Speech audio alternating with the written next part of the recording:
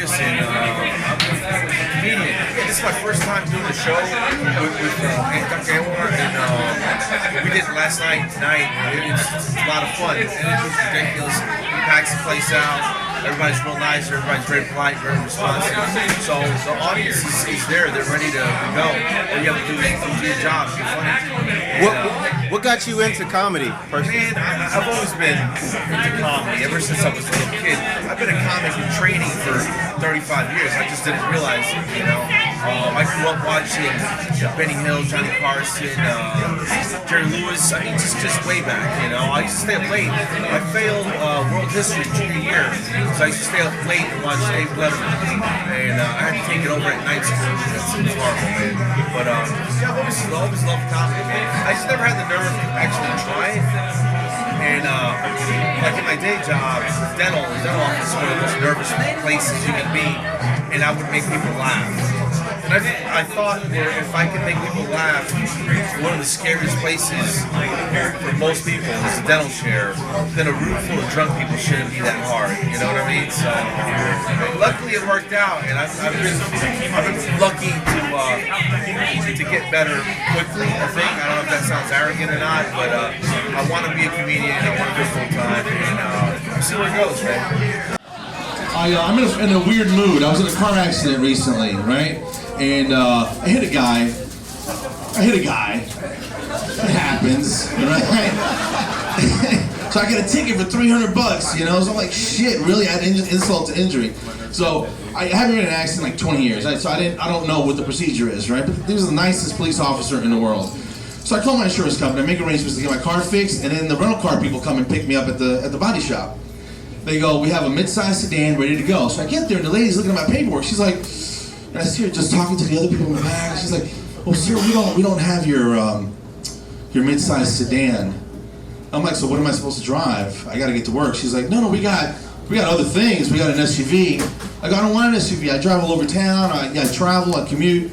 She's like, "It's a small one. You're gonna love it. It's a Hyundai Tucson." And I go to myself, "What the hell is a Hyundai? Do you mean Tucson? Dumbass." She said, "Tucson, is that how you say it?" I was like, "Yeah." She goes, "What's a Tucson?" I was like, "Oh my God. It's a city in Arizona, next to Phoenix."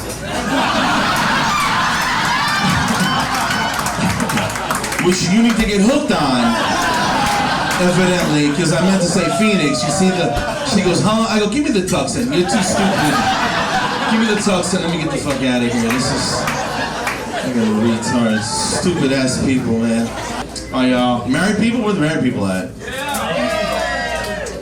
Man, where the single people at? A little bit better. Married people, I get it though. I get it. I feel your pain. I just hit 25 years with my wife in July. Yeah, wow. Yeah, I was glutton for punishment. Fuck yeah, alright, whatever. I know there's more married people, but you guys are like, fuck it, I'm not applauding anymore. She's in the bathroom. What do you want? She's probably coming back, you know? I don't know, my wife and I, we have like a love-hate, mostly hate relationship, you know what I mean? We have a lot of sex in the hallway, it's real quick. It's like, fuck you, I want to fuck you too. It's just... The other day she comes up to me, she's like, "Listen, if we weren't still married, would you do it again?" I go, "That sounds like a setup question, I gotta be honest with you." I go, "Leave me alone with that, you know, nonsense." She's like, "No, seriously, if we weren't still married, would you do it again?" I go, "Are you leaving me?" She goes, "No, I'm not going anywhere." I go, "Well, don't come at me with these fantasy scenarios. I was about to lose a bunch of weight and buy a Corvette, you know what I'm saying?" It's just... She goes, "Really? What would you do?" I go, "Listen, man, if I get out of Shawshank, I'm never going back." She's like, "Shawshank, I'm gonna be like those two guys in upstate New York. I'm gonna crawl out, pop out through a manhole cover. If I fit, I don't know. I'm gonna try it. I gotta test it." 25. Why? No, I wouldn't do it again. I got 2 kids and they're grown, and why would I start over? My daughter's 23. She's in medical school. That's an awesome thing, right? You know?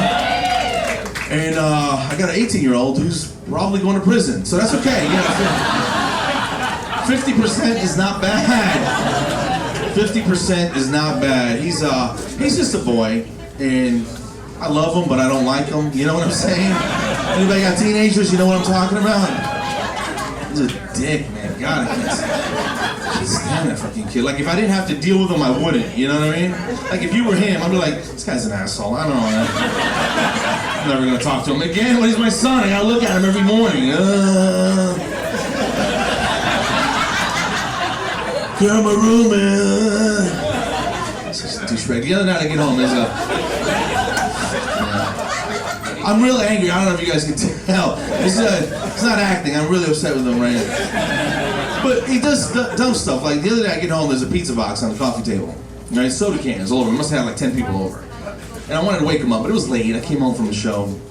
So let me just chill out. And I went and made a cup of decaf, and I went into his room, and I just stood there in the dark, and I just gave him the middle finger for like 10 minutes. Don't judge. You gotta get the poison out of your system. You gotta get that shit out of your system, man. And Defects doesn't get involved. It's perfect, really, you know? He woke up, though. He's like, Dad, it smells like coffee and anger in my room. What the hell? I don't know, buddy. I'm downstairs picking up pizza boxes. I don't know. I don't know what to tell you. I'm trying to lose weight, sort of. Not really, though. They said cut out bread and sugar is the way to do it, right? And, I tried it for a little bit. And it's really rough, because I would even eat bread with sugar on it. They sell a million of these fucking bagels at Panera. I'm not the only one, right? That cinnamon crunch shit, anybody ever try that? That's got cocaine in it. That's not regular sugar. I've eaten it to work. I got crumbs all over my shirt. I didn't miss my scrubs. I don't care. I'm making love to this bagel on the drive. I'm like, it's so good, Panera. How do you do it? It's ridiculous, man. Ridiculous. My wife and I are fighting and shit, man. She's a nurse. I think. I don't know what she does. She works nights. Nurses wear clear heels and miniskirts, right? I'm kidding. She's really a nurse, and we fight less when she works nights because we're not. Anyway. But we're not talking right now over toilet paper, man. You too? I like it over the top, man. It's the only way that makes sense to me. Right? Any underhand psychos? She's not even looking up. Look at her. You're an underhander, aren't you? I don't have time to look for seams, guys. I don't have that kind of time. I just want to slap and go. I got shit to do, literally. I can't be here all day. I was involved in an armed robbery not too long ago. That shit's crazy. Everything weird that happens to me revolves around food. There's this pizza place. I called them. It's like 10:45. I'm like, listen, I need 2 orders of lemon pepper wings. And they're like, we're closing at 11. I'm like 5 minutes away. So I pull up past the speaker thing, and I pull up to the window, and the girl's like, just keep moving. I was like, bitch, I want my wings. Right? And I see everybody just standing around. I see a guy run out. He's got a hoodie on. So I get my phone out, I call 911, and I tell them what I saw. And they go, what's your name? I go, Carlos Rodriguez. They go, yeah, we're gonna need to talk to you too, sir. I called you guys. So I had to wait for the cops, and the manager shows up, and I gave him my report, and the manager goes like, "Hey, you the guy that called 911?" I said, "Yeah." He goes, "Here you go, the wings are in the house." I go, "Thank you." No cash reward? All right, whatever, I'll take the wings. So I get home, my son's waiting for me, right? And he's like, "Dude, what took so long?" And I'm like, "Dude," I tell him the story. He's like, "Oh my God." So let me get this right. You broke up an armed robbery, and he gave you these wings for free. I go, "Yeah, that's pretty much what happened." He's like, "Dude, these are the wings of justice." I was like, fuck yeah, they are. They were amazing. I don't know if it was the adrenaline, man, but they tasted like lemon pepper and angel dust. They were fantastic. I told my wife, I go, I'm thinking about using the wings of justice joke. What do you think? She goes, don't do it. It's stupid. I said, you're stupid. I mumbled it. I'm not crazy. I didn't say it out loud where she could hear it. You don't get to 25 years having an opinion and speaking your mind. You just, I'm sorry, and fucking move on. That's what... And you do it anyway. That's what happens. That's what I do. I gotta get out of here though, guys. I'm getting a little bit older though. I went to, my wife, we changed our insurance stuff, so she's like, go get a physical. I didn't go last year. I told her I did. I went to Walmart. And bought bullets or something. I don't know what it was. But she made me go. We have new insurance, right? So I don't like going. You know, I'm in the medical, care thing, I guess. So, first thing they do is they make you fill out the health questionnaire, right? So I'm updating all my insurance information on it. And then the first thing they do is they put you on the scale. And the nurse had a little bit of an attitude. I'd never seen her before. She goes, get on the scale. I go, okay, take it easy, So I get on the scale and I hold my breath like it's gonna help me weigh less. Fucking totally doesn't, you know what I'm saying? Totally doesn't help. And then she's like dicking around like 47, 48. I'm like, bitch, just move it. We both know I'm over 250. That's just, I didn't say that, I thought it, but she moves it and she goes, clank, and it sounded like battleship chains. It was really loud.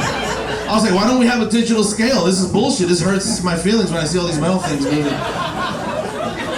She's like, don't worry about it, And then she goes, damn, son. I go, what? She's like, 289? I was like, my keys were in my pocket. She goes, bullshit, sir. Get your fat ass in the room. Strip down. The doctor will be with you in a little while. I'm like, all right. So I'm in the room pacing back and forth, scared to death. All right? 2 hours come and go. Ridiculous. So I started going through all the drawers. What the hell are those long Q-tips for? Your ear hole's only so deep, man. In dental, we only need a little dab of anesthetic. What are you guys doing with them? I don't even want to know. So I got sleepy. You know that white paper on the exam table? That white butcher paper? I took it all off. I took all that shit off. I made a nest in the middle of the doctor's office. And I got in the nest. I looked like a giant baby bird. Like a giant sexy baby bird in the fetal position. Fell asleep, man. I wake up an hour later, the dude's still not there. I'm like, what the hell? And I got cold, so I ripped some off and I put it over my shoulder like grandma's sweater, right? He finally walks in, he's like, what the hell is going on? And I was in the stirrups. Can't leave me in here for 3 hours and expect me not to experiment with it. He's really pissed off too. He's like, this is unacceptable, Mr. Rodriguez. I'm like, I'm sorry, Anwar. The fuck?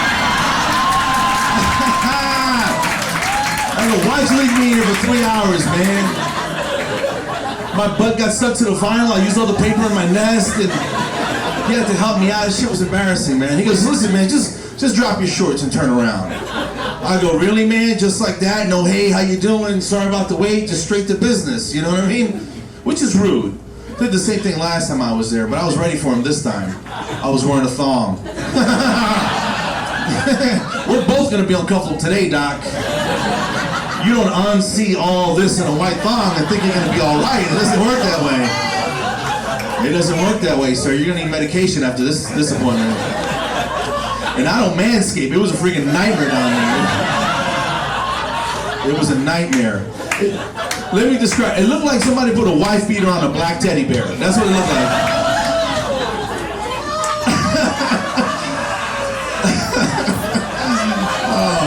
Let that poof. It was just puffy coming out the scene. I didn't take him off, man. Not even for the prostate exam. I just pulled him to the side. I was like, take it easy, Freddy Krueger. I got other appointments. What do I owe you? He goes, nothing. I'm the janitor. I was like, oh, shit. Touche. Guys, I'm Carlos Rodriguez. Have a great rest of your night.